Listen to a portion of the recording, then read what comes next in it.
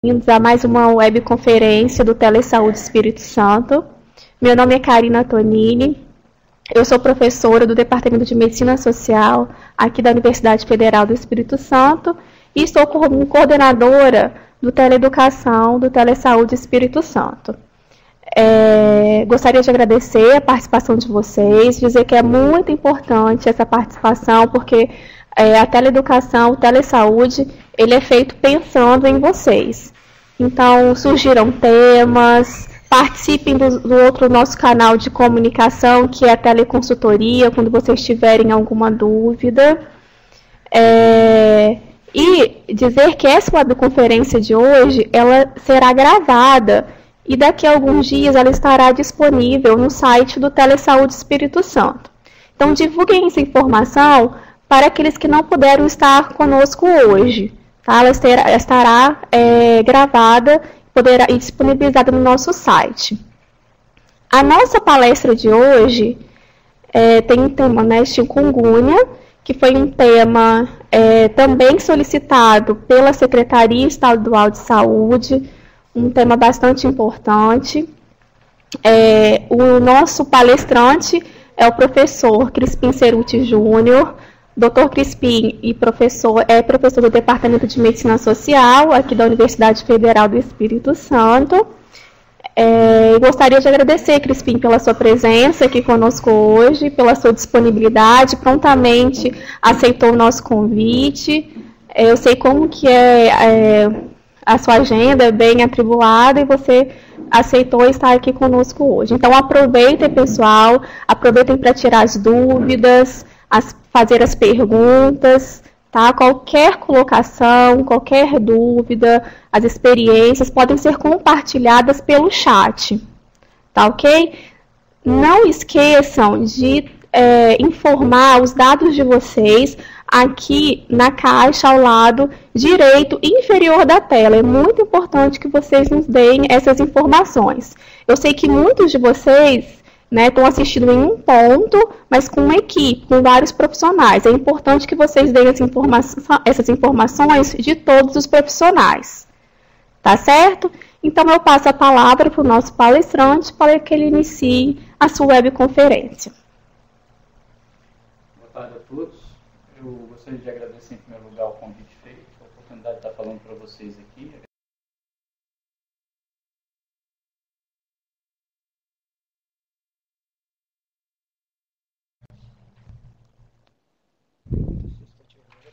Vocês estão ouvindo?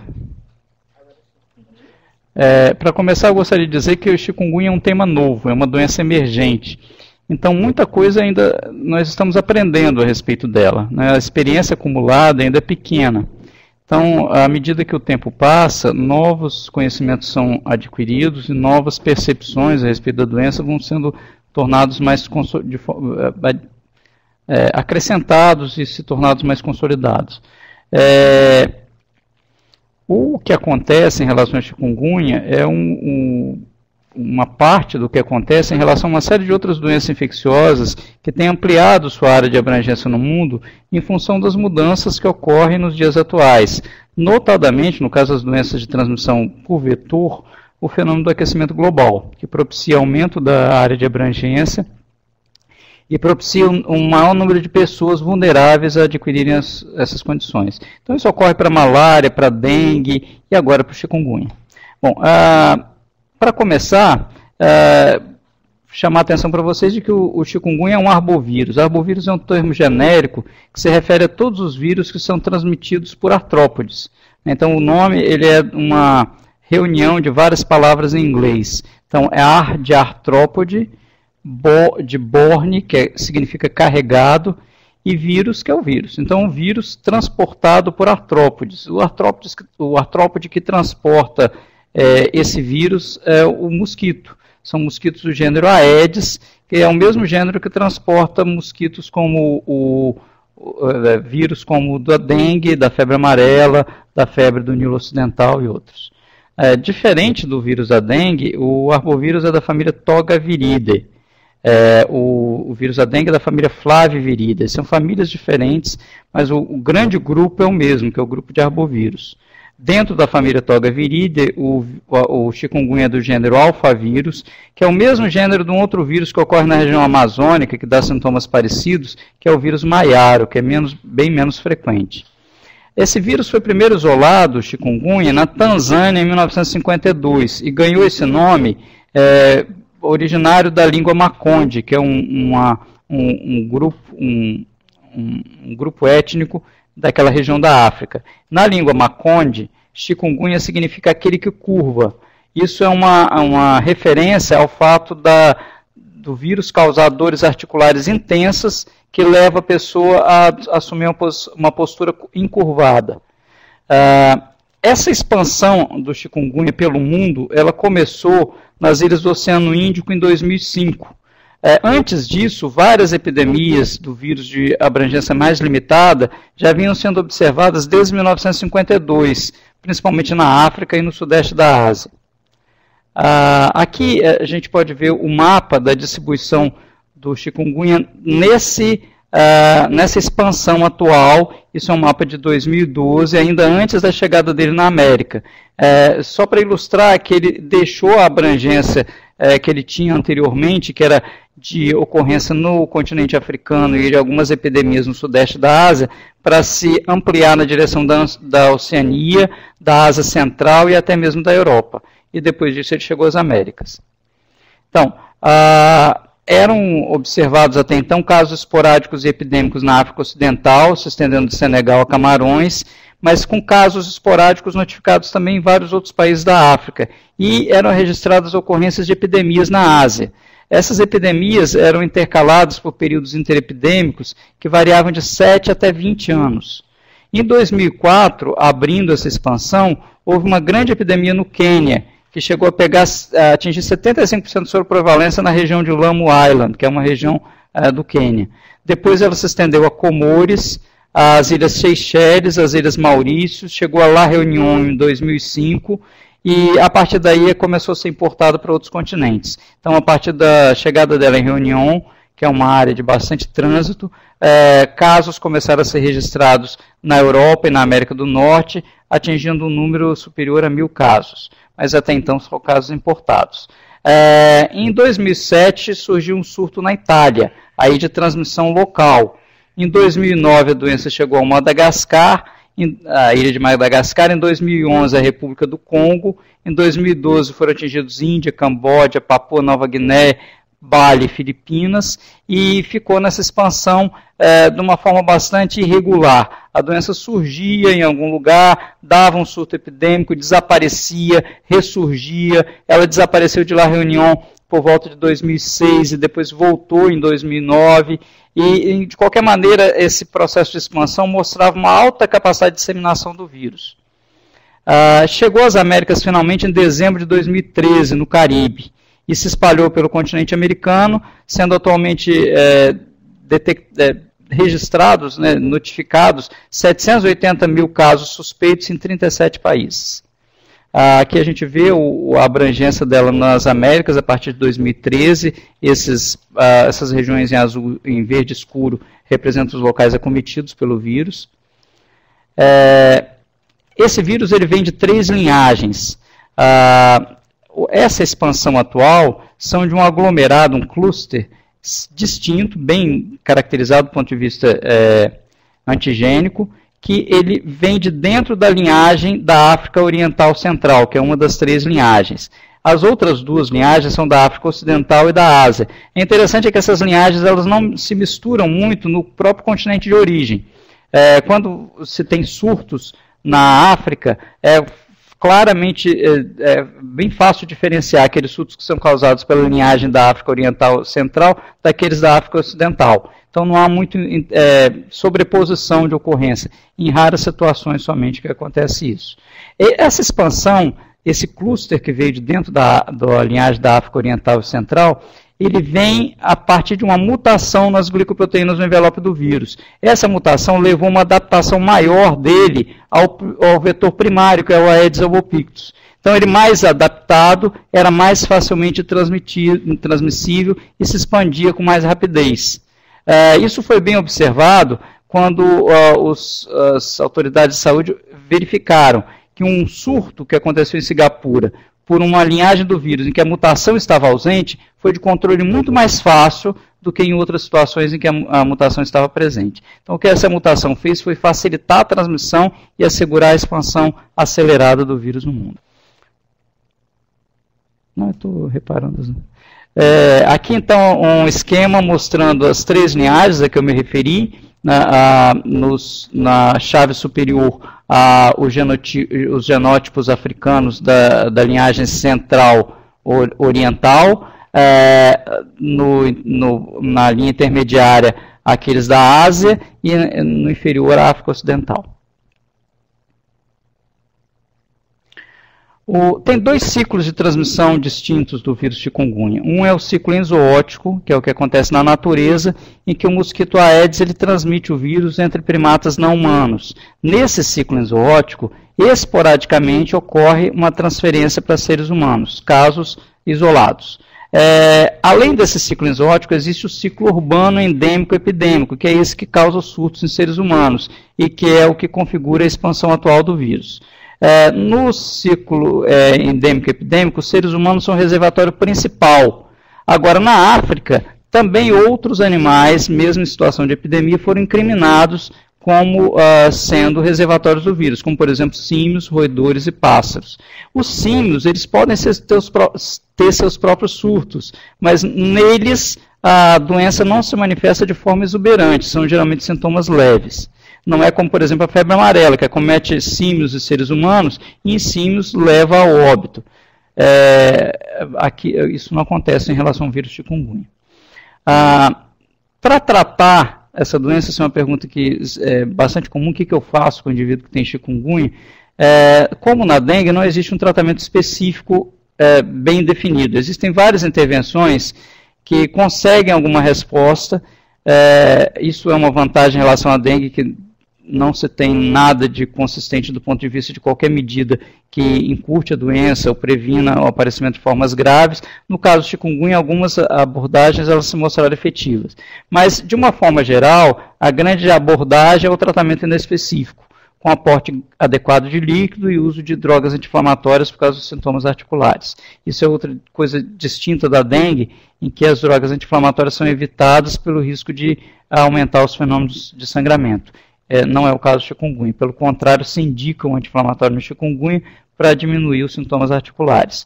Os corticosteroides é que eles não acrescentam. E existe um risco no uso de corticosteroide nas pessoas que têm fenômenos articulares, que a retirada da droga pode levar a rebote dos sintomas. Então, geralmente, se evita utilizar drogas baseadas em corticosteroides. A cloroquina, que é outra droga utilizada em doenças articulares, ela tem resultados duvidosos. Algumas observações mostraram um bom efeito da cloroquina, outras não. A ribavirina, que é uma droga antiviral, na dose de 200 mg de 12 em 12 horas por 7 dias, mostrou efetividade na melhora dos sintomas de artrite crônica. E isso ainda foi mais potencializado pela adição de interferon-alfa. Então parece que o interferon-alfa com a ribavirina tem ação sinérgica na melhora das manifestações crônicas da doença. Outro benefício é do uso de imunoglobulina policlonal, que pode reduzir o tempo de viremia. Anticorpos monoclonais, anticorpos específicos contra os antígenos de superfície do vírus de chikungunya, se mostraram eficazes, mas só no modelo in vitro. Ainda não foram testados no modelo em situação de abordagem em vivo. Existem vacinas em desenvolvimento, tem 3 linhas de trabalho com vacina, uma com vírus inativado, outra com vírus atenuado, outra com proteínas recombinantes do vírus e outra uma vacina de DNA, em que são inoculados partículas contendo o material nuclear do vírus, e isso leva à produção de anticorpos eficazes. Os problemas das tecnologias de vacina é que as mais usadas, que são vírus inativado e vírus atenuado, o vírus inativado tem problema de virulência residual, então leva a manifestações, a presença de sintomas em pessoas que receberam a vacina. E o vírus atenuado, ele pode levar um ciclo de transmissão. Então, ele pode ser transferido para um mosquito, que pode transferir para outros indivíduos não infectados. Isso porque a atenuação do vírus é feita a partir de poucos pontos de mutação. Então, não muda muito o comportamento biológico dele. Como é que se apresenta o indivíduo doente com a doença causada pelo vírus chikungunya? Bem, primeiro, ao ser picado por um mosquito, ele vai entrar no chamado período de incubação. O período de incubação no ser humano é de 2 a 4 dias, que é o chamado período de incubação intrínseco, que pode variar, isso aí é em média 2 a 4 dias, mas pode haver uma variação de 1 a 12 dias. Aquele chamado período de incubação extrínseco, que é o tempo do momento em que o mosquito pica o indivíduo infectado até o momento em que ele é capaz de transmitir esse vírus, que é então o período de incubação no mosquito, é em média de 10 dias. Depois do período de incubação intrínseco, depois que o mosquito inoculou o vírus no indivíduo, ele ficou incubando esse vírus durante 2 a 4 dias, a doença se manifesta por início súbito. Os sintomas iniciais são febre alta, dor de cabeça, dor nas costas, dores musculares e articulares. As dores articulares são um grande fenômeno da doença pelo vírus chikungunya. Elas são intensas, afetando principalmente extremidades, como tornozelos, punhos, falange, mas pode comprometer outras articulações também, grandes articulações, e ela pode durar só o período da fase aguda, mas também pode se estender, se tornando crônica. Além desses sinais e sintomas, pode ser observado também um exantema maculopapular pruriginoso, que predomina no tórax dos indivíduos acometidos e aparece em 40% a 50% dos casos. Outra manifestação menos frequente é a possibilidade de edema facial. Em crianças, pode ser observado também a presença de exantema bolhoso, pode ser observadas petecas localizadas e gengivorragia, aqui já simulando a sintomatologia encontrada no dengue. Em termos mais focais, atingindo órgãos mais específicos, tem os fenômenos oculares, que são bastante frequentes. Então, é frequente ser observado iridociclite e retinite. A episclerite é menos comum. Essas manifestações oculares geralmente têm resolução completa. A que demora mais é a retinite, que pode demorar 6 a 8 semanas para remitir completamente. A artralgia, que é o fenômeno cardinal da doença, ela é errática, recorrente, é incapacitante e, apesar de ser frequente nas várias faixas etárias, é incomum em crianças. Ela é migratória, atinge, como eu disse, pequenas articulações, principalmente das mãos, punhos, tornozelos e pés, e, ao atingir os pés, provoca dor ao movimento. Esses sintomas agudos, inclusive esses sintomas articulares, se resolvem em 7 a 10 dias de doença, mas em alguns casos pode restar rigidez e dor articular por um período mais prolongado. Se diz que os fenômenos subagudos e crônicos articulares, eles podem se estender até 3 anos, embora em até 12% dos pacientes uma artralgia crônica possa permanecer mesmo após 3 anos. Nesses casos, pode haver evolução para uma artropatia crônica destrutiva, como a artrite psoriasiforme, por exemplo.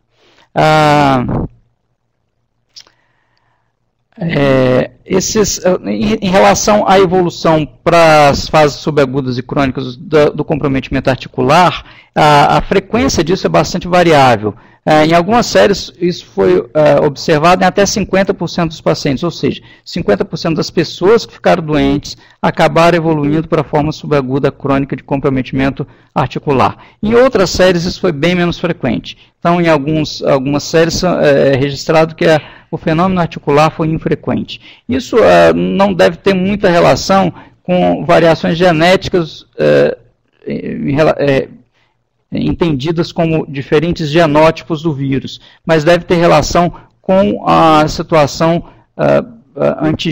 antigênica dos indivíduos acometidos. Então, diferentes populações, muitas vezes acometidas pelo mesmo vírus, pode ter perfil de manifestações articulares diferentes. Outras manifestações mais raras são a meningoencefalite, síndrome de Guillain-Barré, hemorragia leve, miocardite, hepatite e outras ainda menos frequentes. Pode haver comprometimento do tipo pneumonite, pode ter insuficiência renal, etc. Então, diversos órgãos diferentes da economia podem ser acometidos. As pessoas mais vulneráveis a uma evolução mais desfavorável da doença são aquelas que também podem ser observadas na dengue. Então, os extremos de idade, as gestantes, as pessoas portadoras de comorbidades vasculares ou metabólicas, as pessoas com doença articular pré-existente, as pessoas imunodeprimidas. Todas essas têm uma probabilidade de evolução desfavorável mais importante.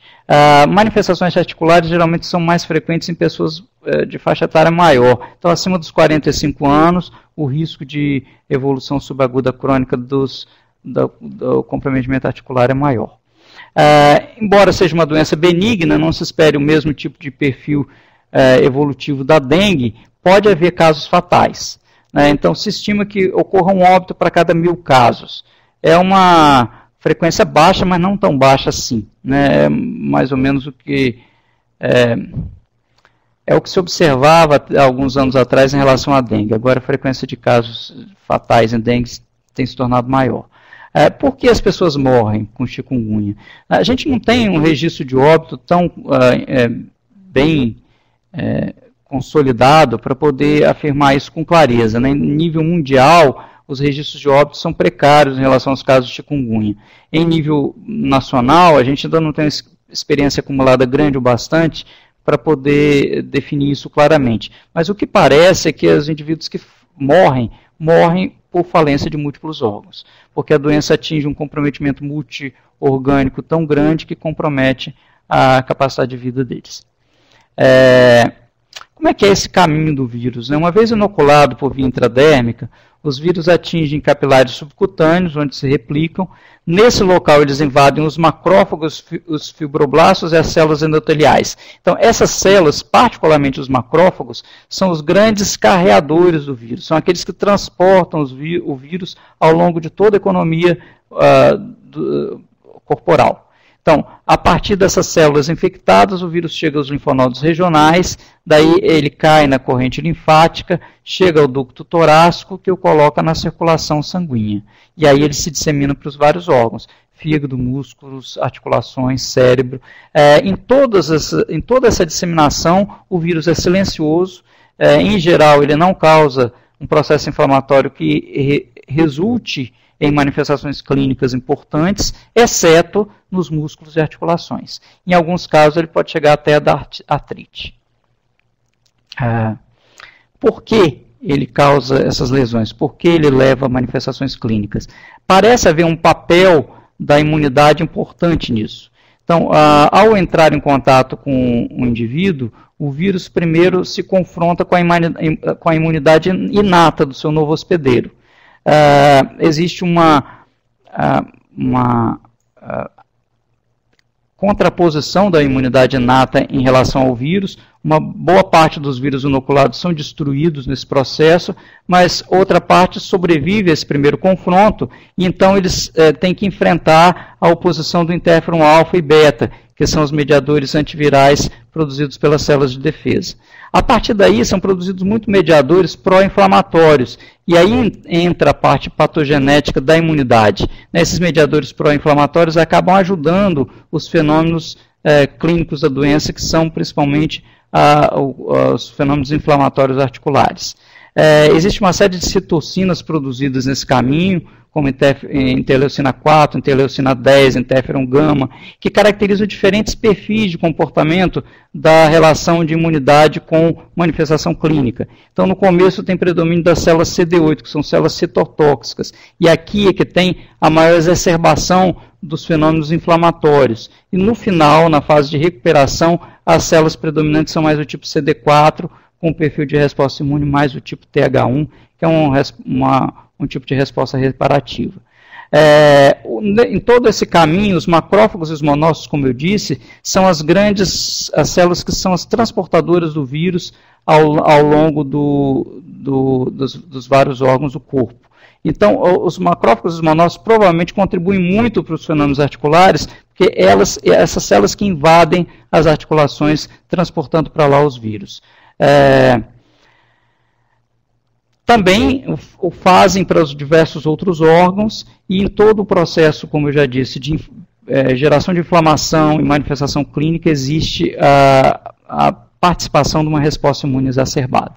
Então aqui, esquematicamente, aquilo que eu já descrevi, o mosquito inoculando o vírus por via intradérmica, nesse local ocorre a infecção de fibroblastos, macrófagos e células endoteliais, esse é o chamado estágio intradérmico, daí eles caem nos linfonodos regionais, que os transportam até a corrente sanguínea, que é esse estágio sanguíneo, e daí os vírus são disseminados por vários órgãos, como fígado, músculos, articulações e cérebro.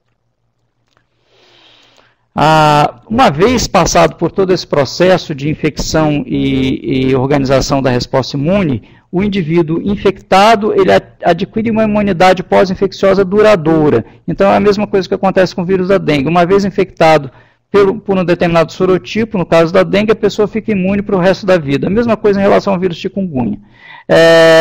Agora, no caso da evolução subaguda crônica, o que se suspeita é que permaneça um reservatório do vírus no interior das articulações, estimulando e mantendo esses fenômenos inflamatórios já descritos.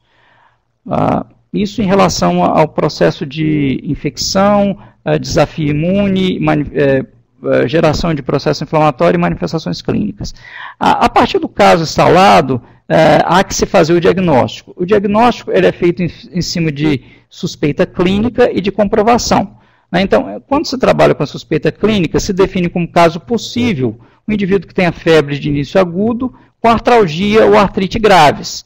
O caso provável seria aquele indivíduo com sintomas acima descritos que morou em ou visitou uma área de transmissão recentemente, dentro do período de incubação do vírus.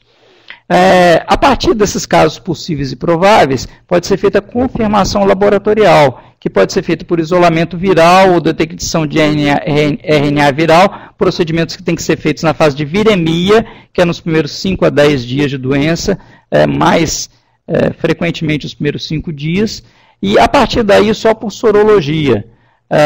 A sorologia, os métodos sorológicos disponíveis são ELISA, imunofluorescência, inibição da hemaglutinação e microneutralização. O mais frequentemente utilizado é o ELISA, como no caso da dengue, e a ELISA pode ser para detecção de anticorpos das classes IgM ou IgG. Como é que é a situação do Brasil em relação à chikungunya? Até 25 de outubro, tinham sido registrados 828 casos no território nacional, sendo 155 confirmados por critério laboratorial e 673 por critério clínico epidemiológico. Nesse conjunto, 39 casos eram importados de outros países, 789 casos eram autóctones, se distribuindo principalmente no Oiapoque, 330 casos, e na Bahia. Na Bahia, 371 em Feira de Santana, 82 em Riachão do Jacuípe, 2 em Salvador, 2 em Alagoinhas, 1 em Cachoeira, 1 em Amélia Rodrigues e perdido lá um caso em Matozinho, no Mato Grosso. Esses eram os registros no final de outubro. A Vigilância Epidemiológica tem atualizado esses dados e o CIEVES, apesar de ele não ter mandado nenhum boletim recente, ele está frequentemente atualizando a gente com o número de casos. A partir da preocupação com a chegada do vírus no Brasil, a Vigilância Epidemiológica, a Vigilância em Saúde se organizou de forma tal a estabelecer um fluxo de notificação e de desencadeamento de ações de controle. Então, a doença foi considerada de notificação compulsória e a notificação é baseada na suspeita. Então, uma vez diante de um caso que possa ser classificado como caso suspeito de chikungunya, o profissional de saúde deve emitir uma notificação de ocorrência. Então, notificar o caso à vigilância. A definição de caso suspeito seria o paciente com febre de início súbito, maior que 38,5, e artralgia ou artrite intensa, com início agudo, que não seja explicado por outras condições, sendo residente ou tendo visitado áreas endêmicas ou epidêmicas até 2 semanas antes do início dos sintomas, ou que tenha vínculo epidemiológico com o caso confirmado. Então, atenção para a definição de caso suspeito, que é o que vai nortear a gente em relação à necessidade de notificação.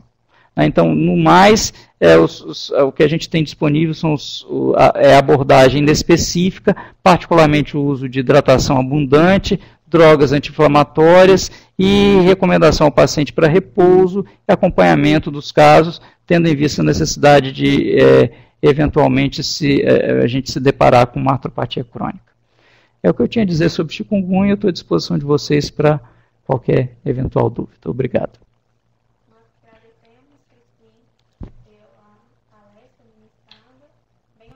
Bem objetiva, né, clara. Nós temos já algumas perguntas aqui. A Cíntia, de Alfredo Chaves, ela pergunta como utilizar anti-inflamatório se a doença é inespecífica e pode ser um caso de dengue. Essa é uma boa pergunta. Né? Primeiro você tem que fazer a classificação de acordo com a suspeita. Então, se você tem um caso de doença febril aguda, com fenômenos articulares importantes, exacerbados, não tem nenhum fenômeno hemorrágico, a possibilidade de chikungunya se impõe. Então, o que é que vai fazer com que você seja reticente no uso de drogas anti-inflamatórias? Na hora que você tem também a classificação com caso suspeito de dengue. Se você estiver tendo surto de dengue na sua região, o caso ele se qualifica como um caso suspeito de dengue, tem manifestações hemorrágicas ou presença de petecas, aí é a hora que você tem que ser parcimonioso em relação a essa abordagem. A artropatia não é tão intensa, tem presença de manifestação hemorrágica, então não é de bom senso utilizar droga anti-inflamatória. Outra coisa que pode ajudar a diferenciar é o perfil do hemograma. O chikungunya tem um hemograma que tem muito frequentemente leucopenia, mas um fenômeno que você observa em dengue, que é a redução no número das plaquetas, não acontece na chikungunya. Então, não existe uma fórmula clara para você separar uma coisa da outra, mas com bom senso observar o que se enquadra mais em dengue ou se enquadra mais em chikungunya. A segunda parte da sua pergunta, do fato de ser uma abordagem inespecífica, você está focando principalmente no fenômeno articular. Apesar de ser uma abordagem inespecífica, a droga anti-inflamatória melhora bastante a evolução articular e pode melhorar essa sintomatologia que tende a ser subaguda ou crônica. Ok, eu acho que foi respondido, né, Cíntia? O diagnóstico diferencial com a dengue seria o sintoma articular? O quadro agudo é muito parecido, então vários aspectos que tem no chikungunya tem também na dengue, mas o que chama a atenção é isso mesmo, uma exuberância maior do quadro articular com dor incapacitante. Geralmente dengue você tem artralgia, mas não dessa forma, uma artralgia generalizada com comportamento incapacitante. Ok. Pessoal, vocês podem continuar realizando as perguntas pelo chat, tá, que eu vou transmitindo ao nosso palestrante. Outra pergunta é em relação à confirmação laboratorial. Quando realizá-la? Em todo caso suspeito e obedecendo os intervalos. Né? Então, tem que ver nesse fluxo consolidado da secretaria até que ponto vai se ter acesso a modalidades como isolamento viral ou recuperação de RNA viral. Isso não acontece na dengue. Na dengue, o isolamento viral é utilizado para monitorar os sorotipos circulantes. Então, geralmente são unidades sentinelas e só nelas que se faz esse procedimento de isolamento viral. O grande foco do diagnóstico é na sorologia. Assim deve ser também no chikungunya. Então, pedir a sorologia como na dengue, depois do 5º dia de doença, especialmente depois do 7º dia. Não existe, até onde eu saiba, pelo menos, a modalidade de testes diagnósticos rápidos, como o NS1 no caso da dengue. Ok, a equipe de Ibiraçu ainda está digitando, vamos ver se eles têm alguma pergunta. Crispim, em relação ao Espírito Santo, tem alguma previsão? A gente não teve nenhum caso ainda, né? Ou já teve? Como que está? Já foram notificadas algumas suspeitas, mas até onde eu saiba não tem nenhum caso confirmado. Ok. Aqui, tem a pergunta da equipe de Ibiraçu chegou. Quando formos fazer a notificação, estamos com suspeita de dengue e chikungunya, notificamos as duas? Sim. O esteio da vigilância epidemiológica é notificar a simples suspeita. Então, se você enquadra uma doença em diferentes definições de caso, você tem que fazer a notificação para todas elas. Ótimo. Itaguaçu, é porque tem a equipe de Ibiraçu e Itaguaçu, é muito parecido, mas eu já vi que é a equipe de Itaguaçu que realizou essa pergunta. Né? Mais alguma pergunta, pessoal? Ou já podemos encerrar? Crispim, eu gostaria que você passasse o seu contato. Você pode passar o seu contato em caso de alguma dúvida, de alguma pergunta que os profissionais queiram realizar? Posso. Meu telefone celular é 99941 3195. O e-mail é fil, F-I-L, .cris, Cris de Crispim, @terra.com.br. Ótimo. Quer complementar mais alguma coisa, Crispim? Pra gente finalizar? Como eu disse no começo, todos nós estamos aprendendo em relação a essa doença. Então, é novidade para todos, porque é um agravo novo no nosso meio.